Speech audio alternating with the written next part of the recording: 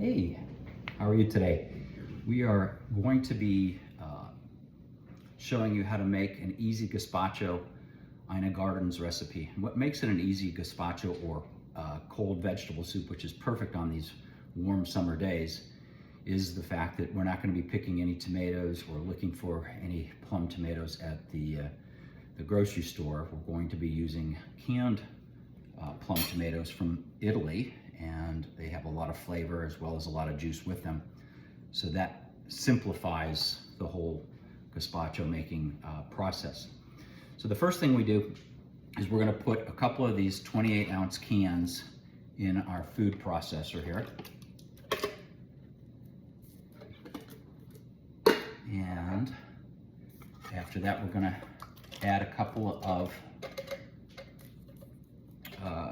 tablespoons of tomato paste to give it a little bit richer tomato flavor.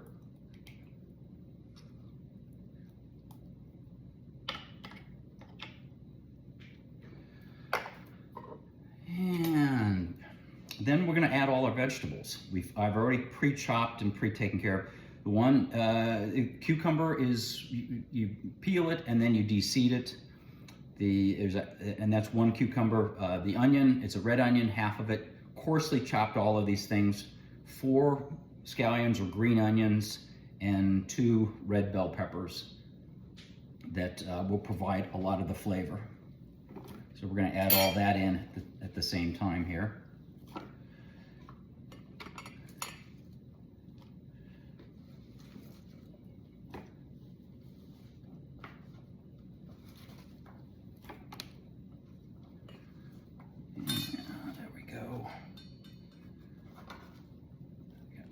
Got most of it. Put our top on the food processor.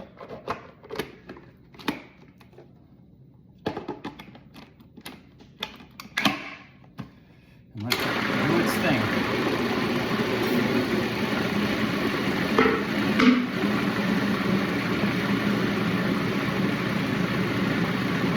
Now you want to let it process until it's the consistency that you want. Some people like it more loose, some people like it a little bit chunkier. I'm kind of on the chunky side. So as you can see, it really doesn't take terribly long to get an idea of how long to process the vegetables. I'm gonna try a little taste here and see what we got going here to get an idea of how thick it is. Maybe just a little bit longer. It's a little bit too chunky still.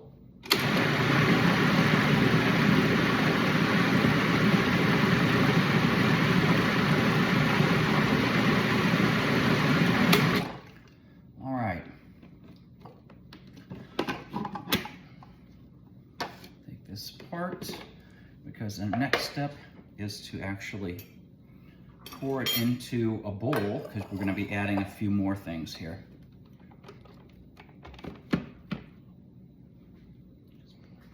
There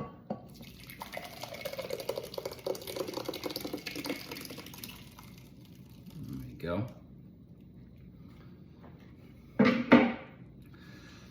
Now, one of the things that you add to it is a ½ cup of olive oil, and Ina likes this Olio Santo from California. It's hard to find, believe it or not, but it has a little extra taste. So we use it for things such as this, where you're really going to taste the difference. If you're using it in cooking, sometimes everything else that you put in, the other ingredients overwhelm it, so it's not worth the extra money. You're going to put in a ½ cup of red wine vinegar, 2/3 a cup. She uses just tomato juice, but I like V8. It has a little bit more flavor. It's got other things in it to enhance the flavor. From here, she uses about a teaspoonful of red pepper flakes, a teaspoon of celery salt. Now you've already got a bunch. We're going to put in more salt in it. In fact, we'll do that next. It's about a tablespoon of salt she recommends. And again, you can adjust these once you get it in. These are kind of the minimum amounts for a soup this size. And the soup itself serves about 6 to 8 people. And about a teaspoon of crushed pepper. And then I like putting in just a couple of splashes of Tabasco, not to make it any hotter, but to give it just a little bit more of a fuller flavor, a little bit of a heavier taste to it. So just a couple of splashes there. And then we'll mix it all up. There's one ingredient that I put in that she doesn't put in. Again, it just gives it a little bit fuller flavor. And it's not something that actually tastes like fish sauce, but it gives it an umami flavor to it. So I'll put in about a tablespoon of that also. Umami is that kind of mushroomy, meaty flavor that it just adds a little bit more depth to it.